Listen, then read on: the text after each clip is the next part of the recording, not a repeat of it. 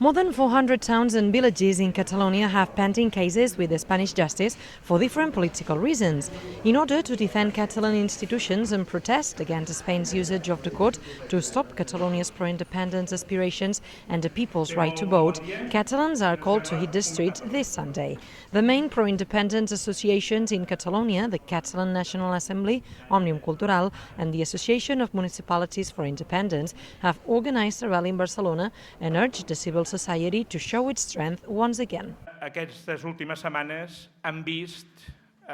com l'estat espanyol, a través de les actuacions judicials, també polítiques del govern, però fonamentalment judicials, han decidit apretar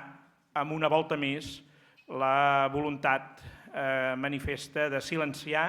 el mandat democràtic que han rebut i intentar portar amb un carreró sense sortida el treball institucional d'alcaldes, alcaldesses, regidors,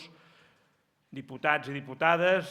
començant per la pròpia presidenta del Parlament i, lògicament, també els membres del Govern de la Generalitat de Catalunya. Que això no va de cicles de partits, que això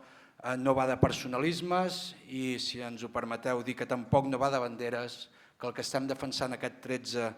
de novembre i el que portem dient des de ja fa dies és la democràcia, el respecte bàsic als drets de les persones i als ciutadans de Catalunya a viure plenament en una societat democràtica. Portem molts mesos, molts anys de mobilitzacions, però ara estem en una recta final que potser molts encara no en som conscients, però està molt a prop aquest final d'aquest procés que fa molts anys que s'està treballant. I això ho veiem en aquesta intensificació dels atacs contra els càrrecs electes. Atacs que no són nous, que fa molts anys que estan succeint.